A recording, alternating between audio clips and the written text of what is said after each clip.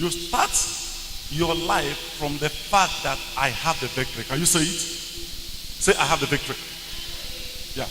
In other words, we win before the war starts. Now, why did I go here? Because I'm trying to tell you something this morning. But why did I branch to this place? I needed to give you this understanding and this mindset that, number one,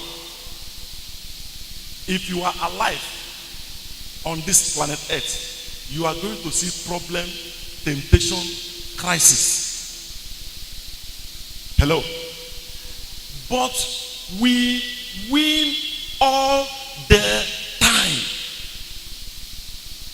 If what happens to a Christian happens to an unbeliever, he will die. We eat Satan's trouble for breakfast. We use the devil's trouble to go higher.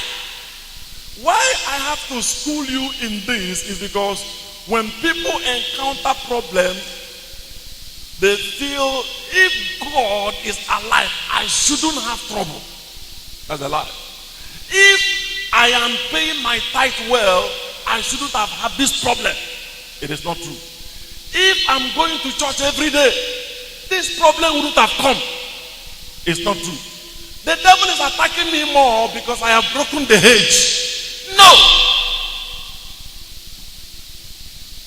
The devil is attacking you because you have Jesus. The devil is attacking, poverty is attacking you because you are rich. Sickness is attacking you because you are healthy. The devil is attacking you because you have Jesus. That very thing that you have that makes him lower than you is what makes him to attack you. And he's attacking you with that because he wants to know whether you know what you have. So when you have an attack, you should start from the end, not from the beginning. You are down with sickness, and the first breath that you can think, the first thing you are thinking is that I am already victorious. There is no money in your pocket. The first thing that comes in your mind is that I have already got the victory. And you start saying it, and you start praying it, and you start thanking it. Once you can talk, that's the first thing you say. Thank you, Jesus, I have the victory. Crisis just hit your house. Go ahead. Thank you, Jesus, I have the victory. God is not going to give you the victory. When God gave you Jesus, that's when he gave you the victory. So now you have the victory. It is your job to minister the victory that you have. I have the victory. That's how to disarm the devil.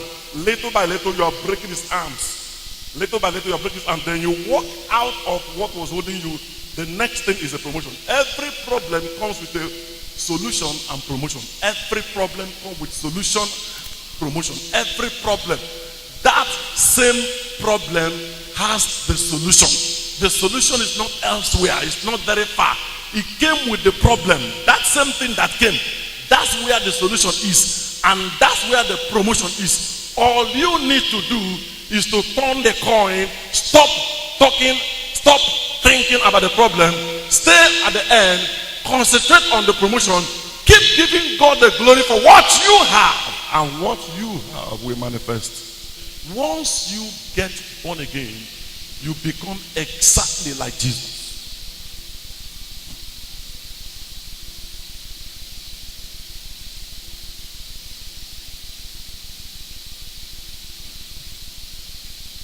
I told you here that Jesus came with three ministries. Number one, the last prophet of Israel.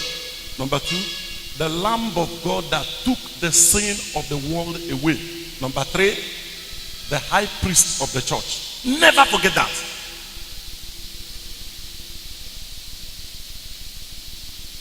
So, the Lamb of God that took the sin of the world away did not take the sin of the church away.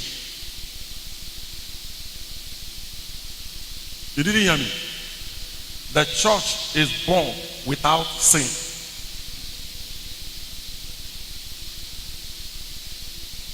We don't confess sin. Say 1 John 1:9 say we should be confessing our sin. That's not what it means. Never make a doctrine from one scripture, number one, and then always find out what is it trying to say. That scripture was talking to people who don't believe that they were sinners. So if they get knowledge, they are saved. They call them agnostic. We don't confess sin. Why don't we confess sin? We are born with our sin. Are you hearing what I'm saying? To confess means to say what God said about you, or to say who you are before God. While Jesus is the last prophet of Israel, people came to John the Baptist to be baptized, and they confessed their sin. People also came to disciples of Jesus to be baptized, and they confessed their sin.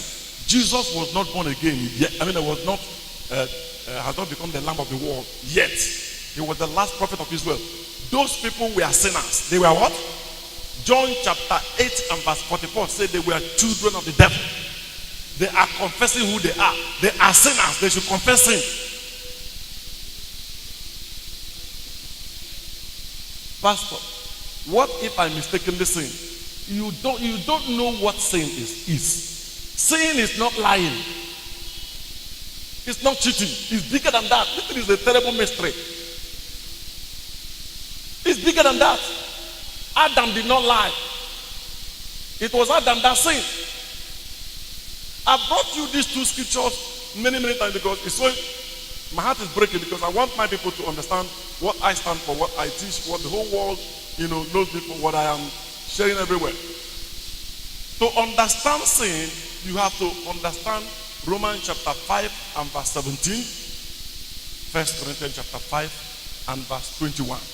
Give me one of them. Romans 5:17. It is what Adam did. It is not what you did.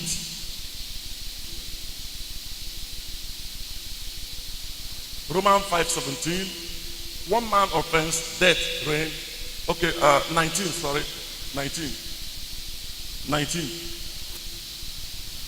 So, by one man's disobedience, many were made sinners. You don't confess what you don't know about. Many were made sinners. One man obedience, many were made righteous. Hallelujah. You are not a sinner because you committed fornication. You are a sinner because you were born by Adam. That's why you don't confess what you don't know. Hello.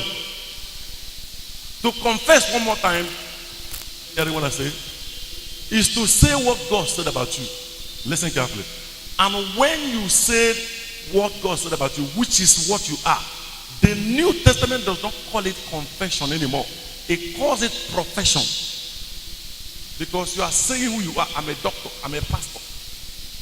I am righteous. It's your profession. It's called profession of faith. But the Bible said that if you believe in your heart and confess the Lord Jesus, you shall be saved. Why? Jesus is our sin bearer. To confess Jesus means you have confessed your sin. Yeah. He's our sin bearer.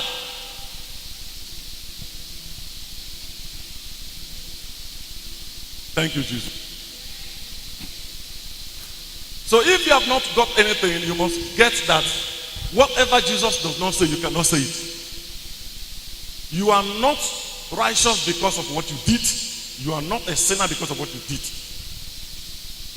Until you get that Christianity in your brain, nothing, you'll be moving around religion. You will never do enough. Morality is pure, powerful, great, wonderful. It is not Christianity. No, it's not. Christianity is seeing life through the finished work of Christ. What he did for me through his suffering, what he did for me through his death, what he did for me through his burial, what he did for me when he rose from the dead, what he did for me when he's coming back again. That's what Christianity is all about.